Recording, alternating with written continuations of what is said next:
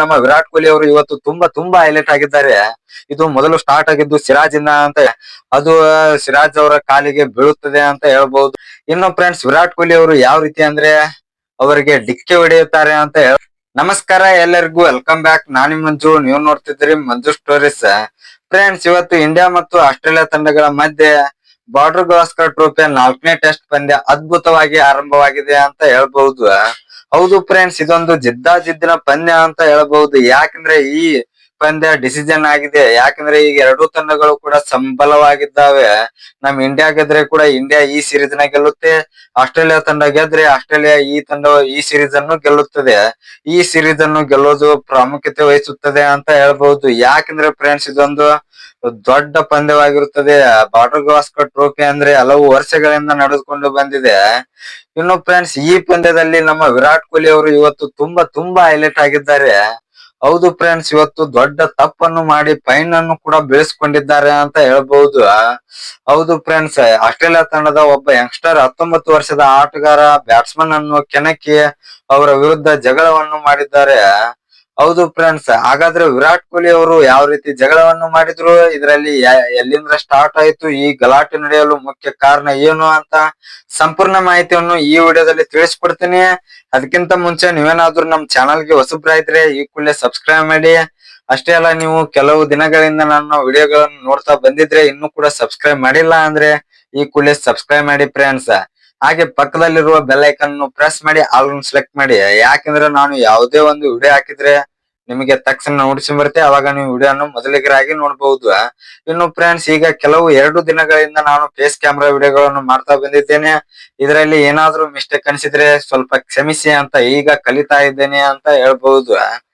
ಇನ್ನು ಫ್ರೆಂಡ್ಸ್, ನಮ್ಮ ವಿರಾಟ್ ಕೊಹ್ಲಿ ಅವರು ಇವತ್ತಿನ ಪಂದ್ಯದಲ್ಲಿ ಯಾವ ರೀತಿ ಗಲಾಟೆಯನ್ನು ಮಾಡಿಕೊಂಡ್ರೆ ಅಂದ್ರೆ ಇದು ಮೊದಲು ಸ್ಟಾರ್ಟ್ ಆಗಿದ್ದು ಸಿರಾಜ್ ಇಂದ ಅಂತ ಹೇಳ್ಬಹುದು. ಹೌದು ಫ್ರೆಂಡ್ಸ್, ಶ್ಯಾಮ್ ಅವರು ಆಸ್ಟ್ರೇಲಿಯಾ ತಂಡದ ಶ್ಯಾಮ್ ಆಟಗಾರ. ಇವರು 19 ವರ್ಷದ ಆಟಗಾರ ಅಂತ ಹೇಳ್ಬಹುದು. ಇವರೊಬ್ರು ಯಂಗ್ಸ್ಟರ್ ಬ್ಯಾಟ್ಸ್ಮನ್. ಈಗ ಯಂಗ್ಸ್ಟರ್ ಬ್ಯಾಟ್ಸ್ಮನ್ ಅಂದ್ರೆ ಅವರು 50 ಅನ್ನು ಬಾರಿಸುತ್ತಾರೆ. ಅವರಿಗೆ ಸ್ವಲ್ಪ ಜೋಶ್ ಇರುತ್ತೆ ಅಂತ ಹೇಳ್ಬಹುದು. ಆ ಜೋಶ್ ಬ್ಯಾಟಿಂಗ್ ಆಡುವ ವೇಳೆ ಈಗ ಸಿರಾಜ್ ಅವರು ಶ್ಯಾಮ್ ಅವ್ರಿಗೆ ಬಾಲಿಂಗ್ ಹಾಕ್ತಾರೆ, ಅದನ್ನು ಸ್ಟೇಟ್ ಕವರ್ ಡ್ರೈವ್ ಹೊಡೆಯುತ್ತಾರೆ. ಅದು ಸಿರಾಜ್ ಅವರ ಕಾಲಿಗೆ ಬೀಳುತ್ತದೆ ಅಂತ ಹೇಳ್ಬಹುದು. ಆ ಸಮಯದಲ್ಲಿ ಸಿರಾಜ್ ಅವರಿಗೆ ತುಂಬಾ ಪೆಟ್ಟಾಗುತ್ತದೆ. ಆ ಬಾಲು ಬಿದ್ದ ಕ್ಷಣ ಅವಾಗ ಸಿರಾಜ್ ಅವರಿಗೆ ಸ್ವಲ್ಪ ನೋವಾದ ಕಾರಣ ಅವರು ಶ್ಯಾಮ್ ಅವರ ಮೇಲೆ ಬೈಯೋದಕ್ಕೆ ಹೋಗುತ್ತಾರೆ, ಕಣ್ಕಿಸಿದು ನೋಡುತ್ತಾರೆ.